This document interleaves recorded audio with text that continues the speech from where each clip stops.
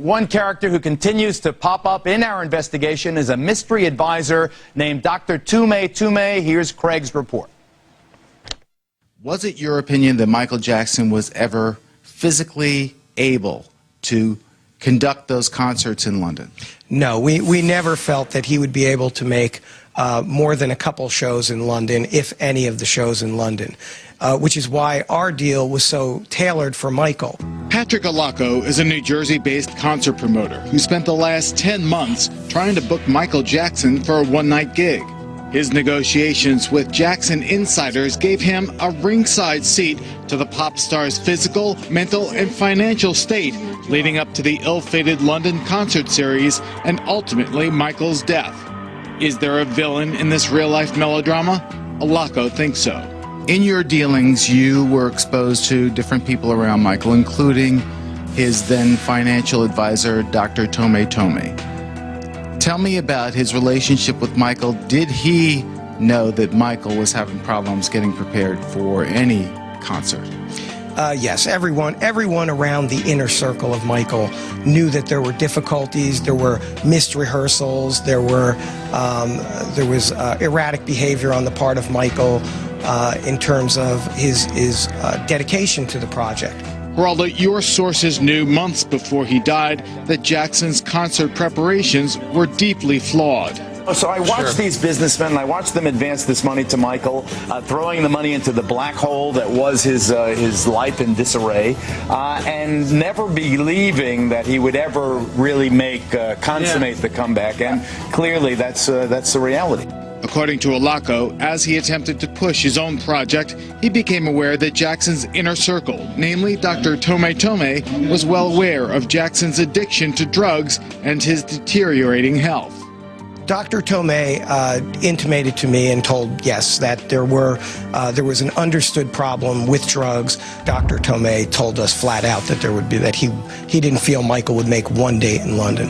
Tohme is the mysterious financial advisor who convinced Jackson to make Neverland the next Graceland. In a bold venture, he arranged Colony Capital, a private equity firm run by Los Angeles billionaire Tom Barak, to invest $22 million to save Neverland from foreclosure.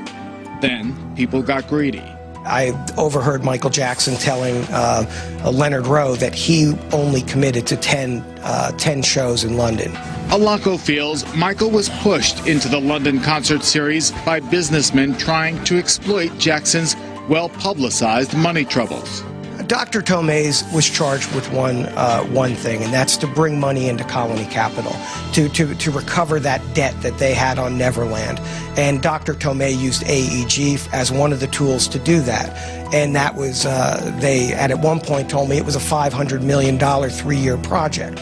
That's a tremendous amount of money at stake, and I think money corrupts, and I think you see the end result of greed. I agree with what the guy's saying, but you cleaned up his interview. Didn't he also say that Tohme Tohme said that he was going to screw Michael Jackson in a very vivid description? And the entire Jackson clan. Just about a month before Michael died, Tohme was let go by Jackson and was very bitter about that. And you know, Alaco was at a meeting when Tohme completely lost it and said he was going to bring death and destruction, I don't know if it was literally, on to the Jackson family. You know, before I get on to our other guests, Ramon, you told me in very explicit terms how you felt that Michael was isolated and insulated from family and friends.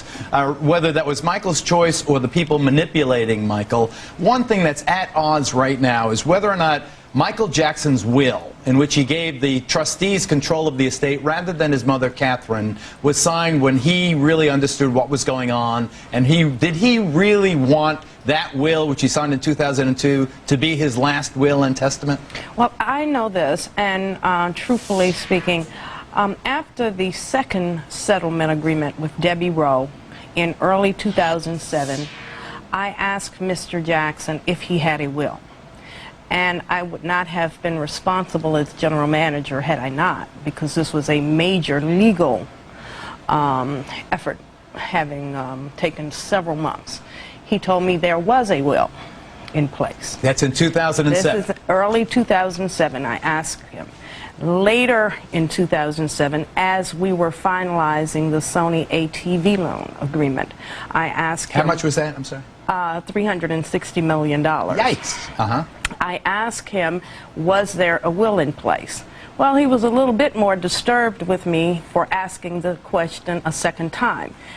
He was so adamant on the fact that there was a will that I realized that not only was he aware of a will, but he was very comfortable with the decisions he had made regarding it.